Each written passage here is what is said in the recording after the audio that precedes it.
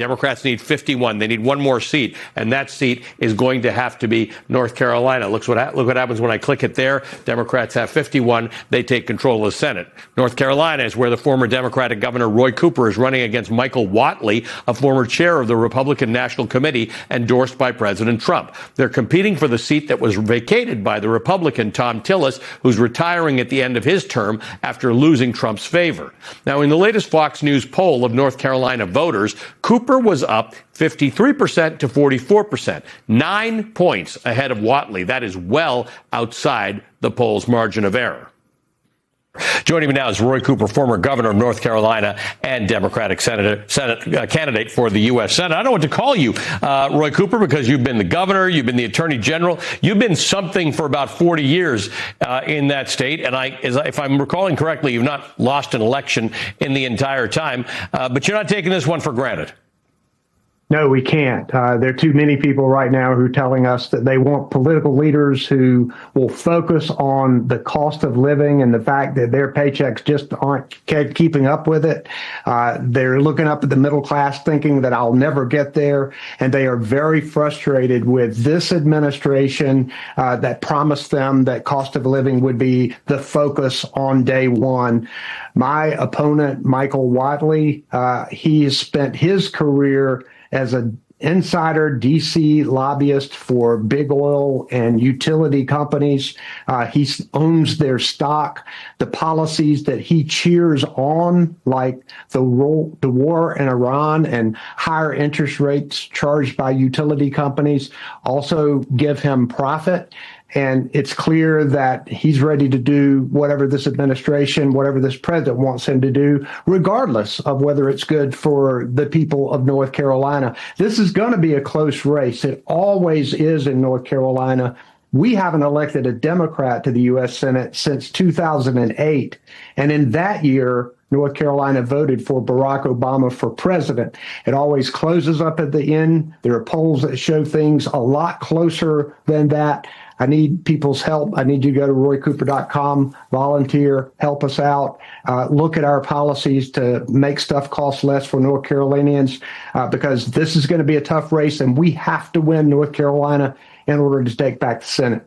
Yeah, very much so. And so what can others who are in your position, who are either trying to hang on to a tenuous seat or win a flippable seat? You have managed to win statewide election in North Carolina when a Republican has won the state in a general election, including Donald Trump. How does that affect how you go out there and campaign? We've seen this in New York. We've seen it where people will split their vote. A voter will split their vote. They'll vote for perhaps you as governor, someone else as president, someone else as senator. How do you appeal to that voter? Well, I think people want government to work, and they're frustrated right now because the federal government is not working. One of the things that's inspired me on the campaign trail is that there's hardly been an event that I've been to that someone hasn't come up to me and said, this is the first political event I have ever been to in my life. And it's Democrats, unaffiliated Republicans who are saying that to me. That shows me that better days are ahead because people are rising up. And I think they're just looking for candidates who will listen to them and who will work hard, do what they think is right. This will be by far the toughest race I've ever been in. I have run for statewide races, and I think people view those differently from federal races. We've seen that in our state. We've seen great candidates be defeated. But the real key here is that we have a candidate in Michael Whatley who will do and say whatever this president tells him to do and say, regardless of whether it's good for the people of North Carolina. And I will be a strong, independent senator who will focus on the people, put the people over power, over party, over politics, and make them my primary focus. I think that's what has gotten me elected in the past, and they've seen me perform. I've got some receipts. I fought Republicans when they needed to be fought. I've worked with them when I could for good things for North Carolina. That's what they want in a United States senator as well. So part of the issue here is Tom Tillis, who's retiring, getting a lot of news these days. Some are painting him as a profile of courage for standing up to Donald Trump, particularly around the issue of Todd Blanche. Well, that didn't last very long. And they still didn't get the deal that he was asking for that guarantees that the Trump family is not isolated from IRS audits for the rest of their lives, which seems like some weird, corrupt deal. This is kind of why we need independent thinkers in Congress, right? We need people to say it is your job as a United States senator to confirm or deny these appointments, and Todd Blanche doesn't cut it. We all know what this thing is. It's a taxpayer-funded slush fund to pay January 6 rioters and insurrectionists. And you do have a lot of Republicans who are running from it. My opponent, Michael Whatley, openly endorses it, says that the pardon of the J6 rioters was okay. Michael Whatley, not only is he not going to provide oversight for this administration, he's going to be in an appropriations committee trying to find a place to make sure they fund the slush fund instead of funding for the people in Western North Carolina who are still suffering from Hurricane Helene. That's why it's so important that we take back the Senate majority, because oversight is needed.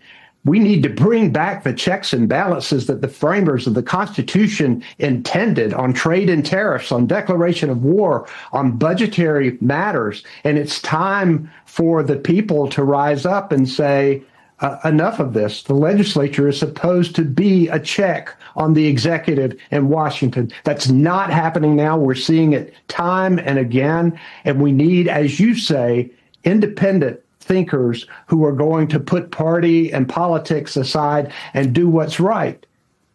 One of the things doing what's right, you've got signs behind you that say make stuff cost less. You have to go far down the list of members of Congress and the Senate to find somebody who's not worth $50 million. You don't think members of Congress should be able to trade stocks that they have access to inside information on? You know, I think people are yearning for decency. This administration and those who support it said they were going to drain the swamp. The swamp is deeper than it ever was. I'm going to be for anti-corruption efforts. I mean, we need to overturn Citizens United. We need to get rid of extreme partisan gerrymandering. We got to make sure that people who are in power don't use their office to enrich themselves. And I'll vote for laws to do that. Members of Congress should not buy and sell individual stock. They shouldn't become lobbyists after they've finished, nor should people in the high-level people in the executive branch.